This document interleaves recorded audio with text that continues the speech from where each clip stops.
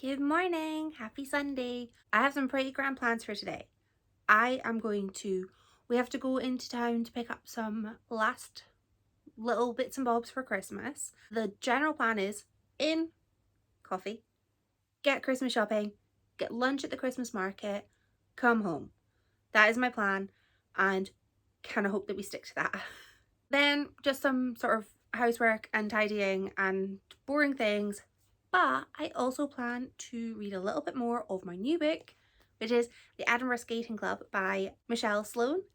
And this is a book that I had purposely put aside for December because there's a ice skater, and that just felt like a December read.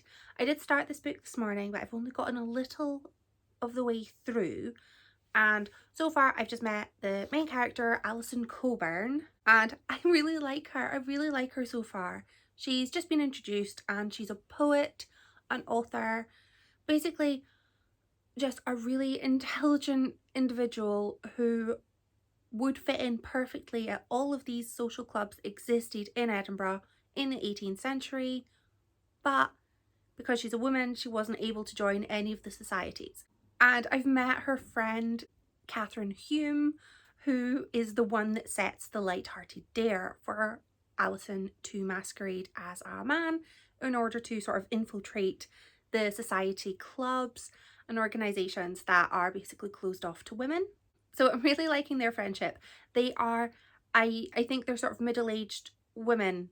I'm not sure if that's middle-aged as we would have middle-aged now or middle-aged for 18th century. And so far the modern day sections have also been revealed, and Dr. Claire Sharp has been introduced. She is an academic, an art historian, and is already known for researching the painting of the skating minister. And she has been offered an opportunity, and not too sure if she's going to take it, but the book is only just begun, so I think that a little bit more is going to be revealed. So far I really am quite liking the characters that I've met. So I'm going to go off to town, and it is currently 1 degree and it's really cold. Really cold. We've not hit -4 yet, or at least not during the times I've been awake, but that's still the rumour. So hopefully going to be just quickly in and out, and town's going to be so busy. Wish me luck.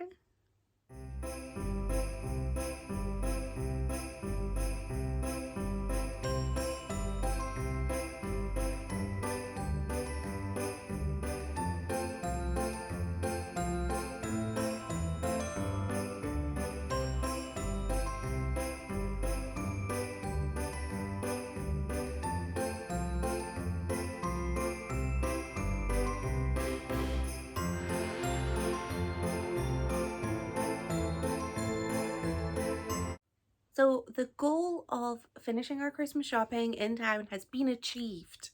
I mean, I actually thought we had finished our Christmas shopping, but I was wrong. But we definitely have finished it now. And while we were in town, we went to the Christmas market, which was so just, oh, love the Christmas market. And there were more stalls there than previously. Well, not more, different stalls. So it was really nice having some local produce stalls, because I am a sucker for some local produce. I'm a huge fan of any sort of local sauce, jam, seasoning, anything like that. So I was in my element. But I went there with Christmas shopping on my mind, so I bought mainly for other people. But the people that I bought these things for don't watch my videos, so I can share them with you. So first up, I got some hot sauce, which is pineapple. And I had a taste of it, and I have actually managed to get maybe like 80% of my taste back post-COVID. So I can actually taste things, and this was delicious. Not as sweet as I thought it might be, so I'm really hopeful that the recipient is going to love this. It's called 7-pot pineapple. The guy told me what that meant. I then forgot. So I am hopeful that my friend is going to love this. She makes a lot of really nice spicy food, so maybe she can pop it on top. Here's hoping. This is from the Singularity Sauce Co., which is a sauce maker up here in Aberdeenshire. And then I got a jam.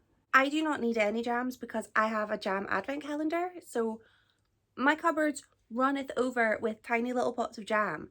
But my friend does not have that advent calendar, so I got her some blueberry and honey jam, which is from Cove, which is part of Aberdeen. So hopeful that she's gonna love this too. I didn't taste this one at the stall. I could have asked. I didn't, but it's blueberry and honey. It can only be delicious. And then that was the last little things I got for that friend, because I already had her some things, but I just wanted to get her a bit more, because when I saw those things, I thought, she's gonna love them. And I'm hopeful she will. And then I got myself some dip, which is tequila little time. I get it now. And it is tequila and pineapple and chili dip. And this stuff is absolutely amazing. I should have bought more than one tub of it actually, because my plan is that this is going to go on the Christmas cheese board when we do early Christmas next Saturday. But I really like this, and if I'm going to be sharing this, I might have to go and get some more. If the lady who sells this is at the market during the week, I might pop in after work and see if I can pick up maybe a few more, because I really liked it. And I also got myself one more thing, because I love nutcrackers. And this guy was just calling to me when I was in Marks and Spencer's, and he was basically being like, take me home with you. And I had to. So I bought myself a nutcracker. I'm pretty sure the lower lip is supposed to be on the bit that comes down. But that's fine. I got this and I love it. I felt like I was drawn to it like a moth to a flame in the decoration section of Marks and Spencer's when I was supposed to be helping my partner find gifts. I was like, ooh, a nutcracker. Toddled over and then carried him around just being the happiest person in the world. So, and I have my own nutcracker. I probably wouldn't have bought him if the decorations weren't like 30% off. So I got him for like £10, £10.50, something like that. Definitely no more than £11. And I am absolutely delighted to now have a nutcracker, but he doesn't fit on my shelves there. So I'm gonna maybe put him creepily staring out of the window. I think that would be just perfect. I also had some time to do a little bit more reading of my book, The Edinburgh Skating Club, and I'm now on page 100. So third of the way through the book so far. So now Alison Coburn has had her dare, and she's now had an almost like Mrs. Doubtfire style transformation into her male alter ego, and has been sort of introduced to society to see if she can pull it off. And it's been so fun because there was a party, and who should walk into that party but Robbie Burns? Of course he did. And that just made it so fun to sort of be like, oh, I know that guy. And now it sort of got me thinking of, is this based on a true story? Because I have a sneaky suspicion that this is based on perhaps some real events. I don't know how true to life it will be. I'm sure that it will tell me at the end. I'm very, very reluctant to Google because I don't want to ruin anything, because I am really enjoying this book and I'm very keen to find out what's going to happen, if Alison's going to pull it off or if she's going to get caught out. And I'd really like to find out a little bit more about Claire and her investigation, whether she actually agrees to take on the task that she's been asked to do. So yeah, I'm not going to Google. I'm not going to ruin any part of this book for me. I'm just going to buckle in and enjoy the ride. But I do feel like perhaps this might have some basis in reality. But so far, very much enjoying it and very, very excited to find out what happens next for all of the characters. So it's going well.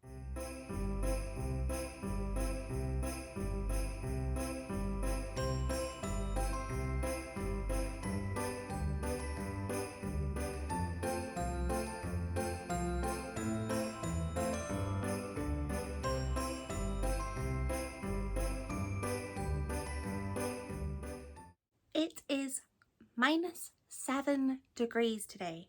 -7. It is cold, and I finished a book. I finished the Edinburgh Skating Club, which kind of feels extremely seasonally appropriate because this book all takes place around winter when it's all cold and the loch is frozen over, and I very much felt like I was living that weather today. So I only had half of this book left to read today because I read half of it yesterday. It was such a quick read and I really enjoyed it. I really did. I absolutely loved Alison Coburn, our protagonist in the 18th century, but I loved her relationship with the Humes, the siblings that she was friends with. Catherine Hume was the one who had dared her to masquerade as a man in Edinburgh high society in order to get into the very infamous Edinburgh Skating Club. I loved their relationship and I thought that this book was just so multifaceted.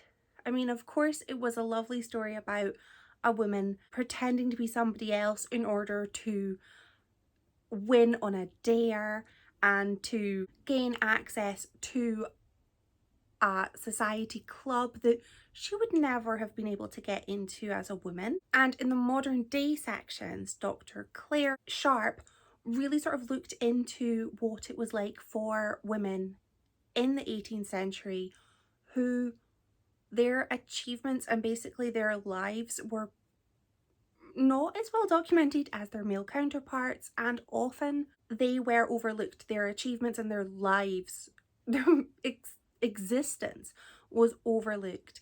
And I thought that this was such a very interesting book, and I feel like it's just so common that women in history are kind of erased, and that's definitely the narrative I was getting. And I was there. I was with Dr. Claire Sharp going, well, where's their story?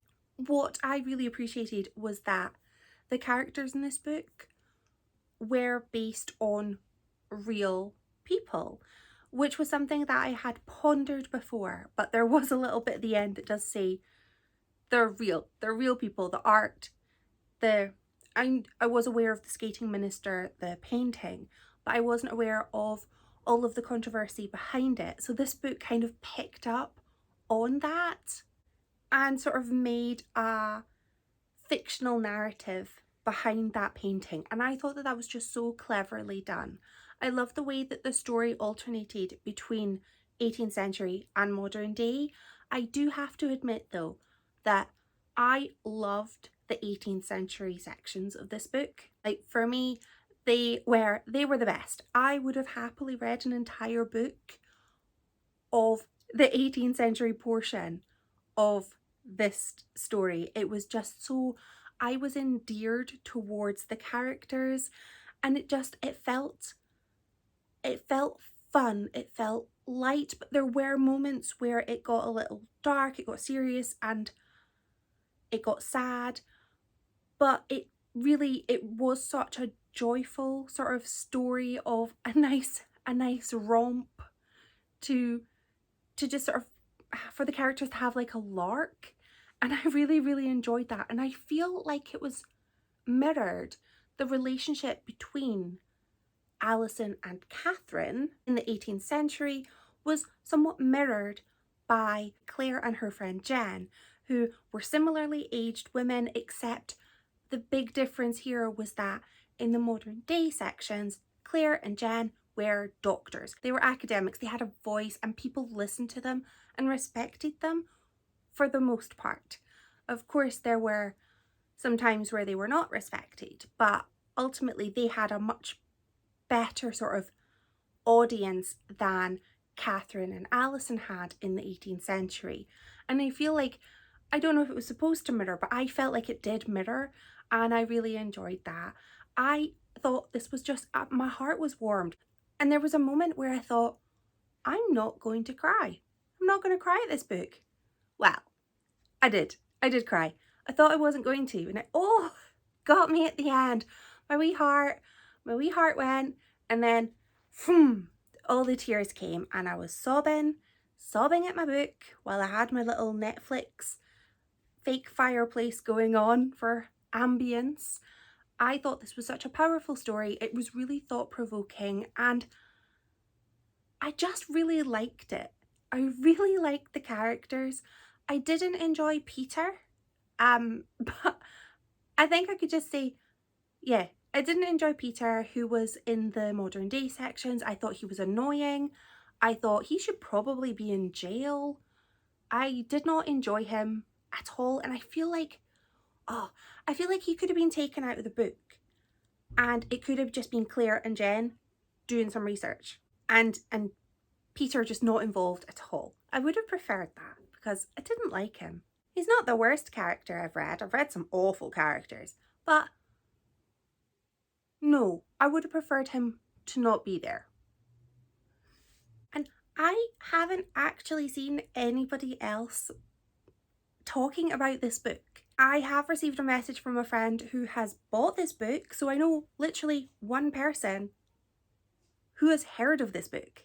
And that feels like that's a crime. I feel like more people need to know about this book because it's such a thought-provoking story that is about women in history, even modern history, sort of having their achievements and lives overlooked. And a beautiful story about friendship and how friendships can change as you get older.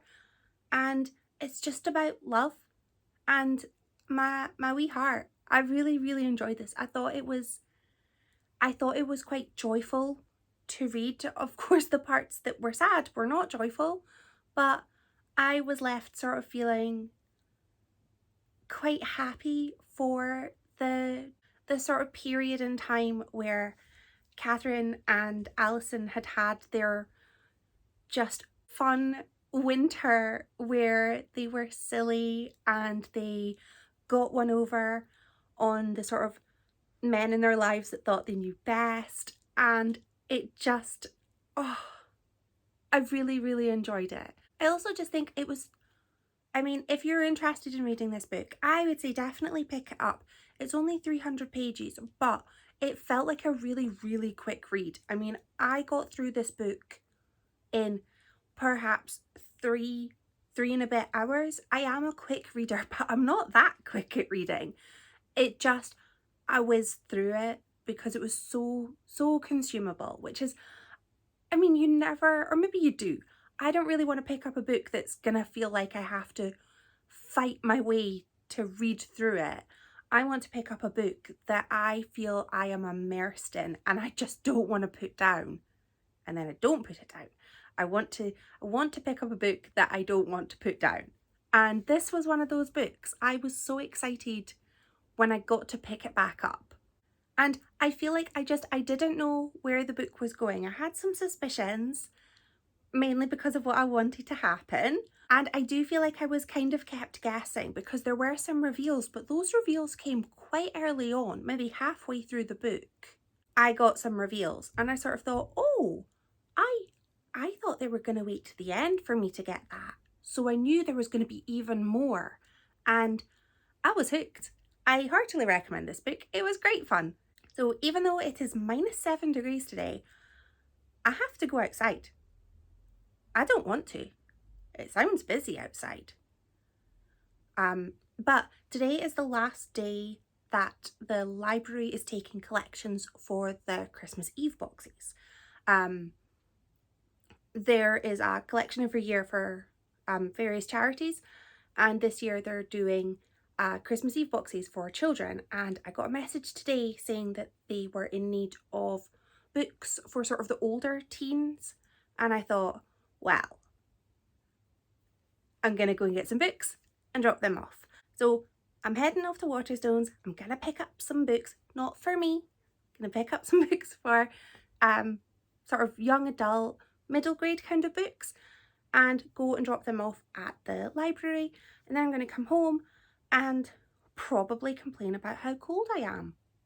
That sounds very much like the sort of thing I would do. Yeah, again, these books are paying off. I don't want to jinx myself, but I'm fairly certain that I have pretty much loved every book I've read so far for Vlogmas. Now I've clearly just jinxed myself and I'm gonna hate what I read next because I made a bold statement, but hopefully not. No idea what I'm gonna read next, so that will be fun to decide that. Meanwhile, off to go out, then I'm gonna come home, get cozy, and I'll have to watch Love Actually. It's gonna be fun. Thank you for watching.